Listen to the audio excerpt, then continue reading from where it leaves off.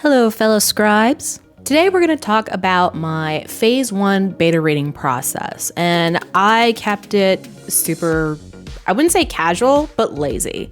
I was lazy, just some lashes and lips and nothing else. So you can see all the wonderful uneven redness on my skin. Enjoy, right? Let's just put it this way. I've been playing Stardew Valley all day long, and I really wanted to record this video, but I really didn't want to get done up for this because this is probably going to take me like an hour tops to record, and I just wasn't going to take the hour to do my face up. So yeah, this is what you get. Sorry. This topic has actually been on my mind quite a bit. It's part of my long list of authortube videos that I want to make. And so it ended up getting pushed to the front of the line because about a week ago from when this video is recorded and uploaded, probably a couple of weeks ago, but whatever. I was actually on the Picky Bookworm podcast, and we talked about my outline process, and then we were going to talk about my beta reading process and how I implement it with the readers, but we never got around to that because we were just having fun talking about my book and the outline, and by the time we were done, the hour was over. So this is officially the video that I wanted to get out for the second half of our conversation that we weren't able to get around to. In many cases, because of when I implement this beta reading process, a lot of people actually might call it alpha. And this is because you may have noticed I've named it the phase 1 beta reading process. And honestly, I should be calling it alpha, but you know, I just call beta reading. I call betaing anything that you're doing testing for. So it's just linguistical semantics for me, but for others that might not be the case. Basically, when I implement this beta reading process is just about when I've finished writing the first draft, I've let it sit for a little while, and I've done a few edits to it, meaning I've reread through the book, I've gone through and made my notations and changes. I've made some adjustments, maybe added or subtracted a chapter or merged a few together. And then I've made another cursory sweep. So at this point, the manuscript itself has gone through about 2 to 3 edits tops. I'm not editing for anything major as far as like linguistical syntax and things like that, though I am cutting down word count and I am trying to smooth things out, change or update any obvious spelling issues, any obvious grammatical issues, but otherwise it's still a mess and it's still a train wreck as far as prose and all that other stuff. It's still suffering from the technical refineries. So technically the manuscript is still in its developmental stage, and I'm implementing the phase 1 beta readers into it to basically just read the book and tell me what they think. Are the characters interesting? Does the plot make sense? Is everything smooth? Where are the weak points? And have them kind of touch and feel where this story is going and where it's really, really rough and needs a reassessment. And the reason why I do it at this stage of the game is because I want to make sure that if I'm getting a high volume of negative feedback in a particular area, or there's still some chapters where I'm just completely not certain on whether or not I should keep it, modify it, and if I do modify it, what am I changing? What do I need to do to make it stronger? At this point, I've gone through it enough to where I need outside insight I need outside insight in order to look at it from a different perspective and maybe get some new suggestions that I had not thought of before. So this is where my phase 1 beta readers really come in clutch for me. Keep in mind that this is an evolving process for me, and it might not work for you, but there might be certain components that do. So this is by no means the end-all be-all of how to beta read with your readers, and you work with what's best for you. This also doesn't take into account that some people may be able to access a large portion of beta readers and others may not be able to.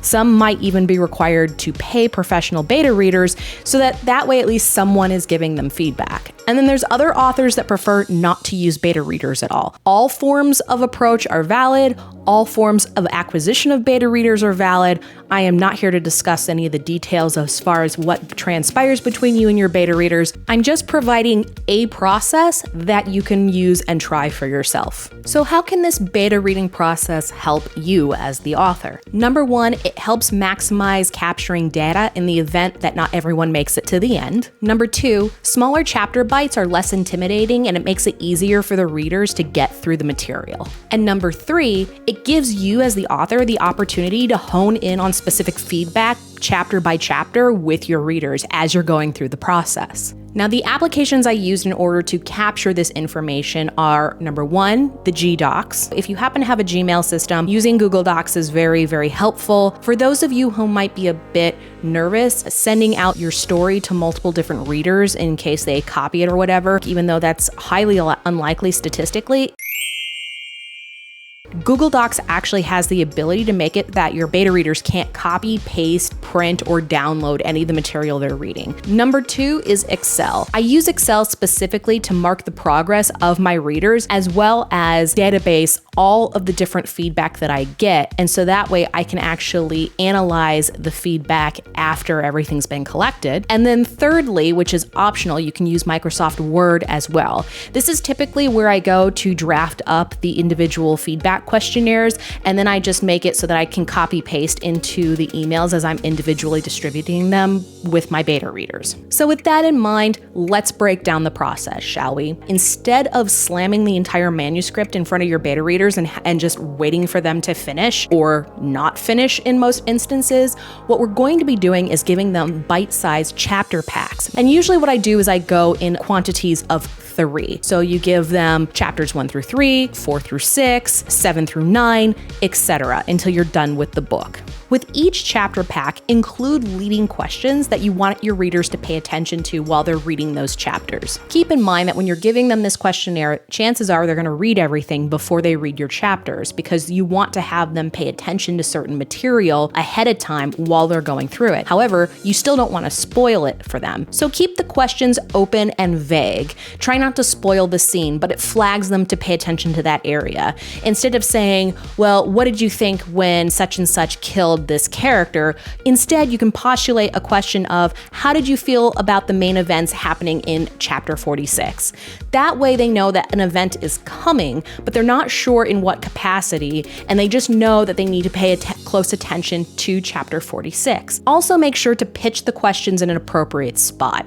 There are some questions you're going to want to ask throughout the course of the story. For example, who is your favorite character? What do you think about the progress of this arc so far? Should this antagonist have more chapters so that you understand their motivations better? If you're asking these types of questions at like chapter 1 or 2, chances are you're not going to get really good feedback. I actually learned that the hard way myself. Like my first chapter pack, I was already like, who's your favorite character? And most of my beta readers couldn't tell me because they had just met these characters. Just make sure that if something is happening or if you're asking a question involving your story that usually requires a length of time throughout the story in order for a reader to get a better assessment of it, you might want to postulate the question to them later in the stories, even if the questions in the chapter pack aren't directly related to those chapters specifically. Another great thing about these little mini questionnaires is that it allows you to ask those questions of your beta readers in areas that you may have been struggling in.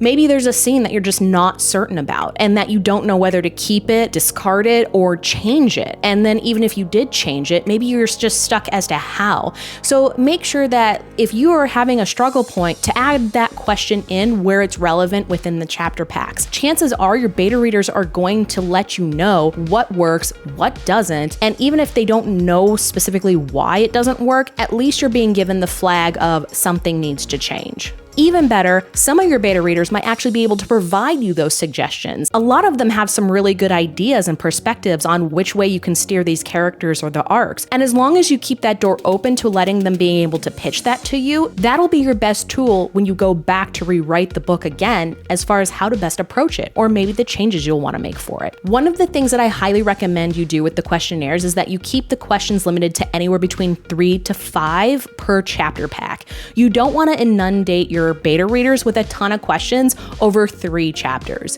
Make sure that whatever questions you're asking are legitimate concerns or areas of highlight or notation that you want your readers to pay attention to so that you can test the temperature as far as what parts of your story are stronger, weaker, or that you're struggling with. Typically, one of my opening questions that I always start out with on every questionnaire is to have them rate each chapter, 1 being the worst, 5 being the best. And that usually gives you a general temperature on whether or not this chapter is stronger, weaker, and sometimes they'll even give you feedback as to why it doesn't hit that mark. Once they complete the questionnaire, they hand it back to you, and from there, you unlock the next chapter pack for them. This keeps the process streamlined and the flow going, and it also incentivizes them that if they want to read further, they do need to complete the feedback information before they can move on to the next step. Sometimes this doesn't work for all your beta readers. I do always recommend that when you bring your beta readers on, to at least disclose to them how the process is going to work and give them the opportunity to either give you feedback saying that they don't want to do that process and or to opt out. Also note that as you're getting feedback in at different intervals, go ahead and begin the process of compiling and databasing everything into your Excel spreadsheets, because it's really going to bury you or inundate you if you wait until the very end to sort everything out. Now here's the interesting part. I'm a big data compilation person. I like looking at patterns. And so once you have all this data compiled, what I do is I go through chapter by chapter and I try to see where the feedback is coming in the strongest from the most amount of people. If a chapter is weak, where's the weak points? Typically, if it is a universal weak point, a lot of your beta readers will pick up all in the same spot. I enjoy working with a large amount of beta readers. The more I can grab, the better. And I know this doesn't work for everybody. Again, there's some people that would just prefer 1 or 2 beta readers at most. There are some that don't like them at all. For me, I'm a more is better. It allows me to test different types of readers, and it allows me to see where all of them are coming together on the same weak points. And it gives me an idea of what areas I absolutely must go and readdress, because no matter what I think, it really isn't working in the story and it needs to be redone. Also, this gives you the opportunity to review any individualized suggestions that could actually work better. Maybe this particular chapter isn't very weak, but one particular reader manages to make a suggestion that would actually strengthen that area. So even if you're not seeing it as a collective data point, there are going to be some one-off suggestions that you're going to want to hone in on and maybe use to your advantage. You don't have to use all of the data you're given, but the more data you're given to sift through allows you the opportunity to sift through more suggestions, find critical weak spots, and then really strengthen those weakened chapters. Once you've gone through all the different type of data points and highlighted the stuff that you know you need to pay attention to, take that and then condense it down into a list. And what I like to do is I'll usually either through Excel spreadsheet or through Word, I will go chapter by chapter and list out any of the changes that I want to make based off of beta reader feedback. This is where I basically get a checklist and some instructional notes and make all of the final changes and finishing touches as far as character arcs, world building, and just strengthening all those different aspects to the story so that it's the best it can be as far as core concept is concerned. And that's the process that I use. Keep in mind that this is for phase 1. Typically in the phase 2 beta reading session, I have a much smaller pool of people to work with, and typically by then I'm just doing a standard beta read that most people are used to. You know, you get the manuscript and you just hand it to them, and then the readers go through it to see if all the changes have improved the story or not. I keep that to a small collective of people, typically the ones that finished it the first time around, to check in with them and go, okay, did all these changes improve the story or not? Usually by then, a lot of the stuff is, even if they do have some nitpicks here and there, it's usually nothing egregious. It's just a double check to make sure that everything is looking better than it did before. And that's it. Well, that's more than it. That's a lot. It's a lot of steps. It's a lot of organizational steps. And so it's not easy. It's not for everyone. I get that. But if you're a person that loves to compile data just the way I like to do it, this is a fantastic way of getting all of that. Just to give you an idea, as far as statistics are concerned, I'll go ahead and share with you my numbers for Key of Arcandus as far as the beta readers I started with versus the ones that made it to the end. So I started with 21 beta readers who signed up. A lot of the people who signed up to become my beta readers for Key of Arcandus the first time around are voracious readers as hobbyists. So I was blessed that I was able to pull from a pretty big pool of people that were willing to read my manuscript. Of those 21 people, 3 didn't even start the process. They dropped out as soon as they were given the first chapter pack. 8 more people dropped out before they even reached the halfway point. 2 people dropped out at the halfway point, and 1 person dropped out at the very tail end and almost made it, but not quite. Which leaves me with 8 people that actually made it through the whole entire process. This gave me a finishing average of 38%. And honestly, that was greater than I expected because technically I go by the 10% rule, whereas 1 in 10 people will actually finish it. So when I had 21 to start with and the fact that 8 made it to the end, that 38% defied the standard expectations that I would have imagined would have happened. I honestly expected only 2 people to make it to the end. This is another reason why I try to sign up as many beta readers as possible because I know that most of them are going to drop out at some point. So as you can see, statistically speaking, it makes sense to give your beta readers little chunks, bits at a time, and to constantly drip feed yourself feedback. Because even if those beta readers drop out at any point in the game, at least you have feedback for the chapters they did read. Honestly, the only person that was slightly bummed that I wasn't handing them the entire manuscript was 1 individual. And that's only because they were reading faster than I could unlock the chapter packs. And for them, sometimes they like to just binge read at night on certain evenings, and that just wasn't accessible to them. But for the most part, most of my beta readers that did complete the process, and even the ones that dropped out, still enjoyed the fact that they were being drip fed the chapters as opposed to the whole thing all at once. And that's it. That's how I do my process for the phase 1 beta reading or the alpha reading, whatever you want to name it. Let me know what you think, if you like it, if you don't like it. Let me know if you've used the process. Comment down below. Be sure to like, comment, subscribe, follow all my socials that are listed in the description below. Check out my book, Key of Arcandus, which you can find on any major online retail store, or you can go to your local bookstore and have them grab it through their distribution channel. And I look forward to chatting with you all next time. Bye. Check out my fantasy novel, Key of Arcandus, through any major online book retailers such as Barnes & Noble and Amazon. Or you can support your local bookstore by having them request a copy through their distribution channels. Links are in the description below.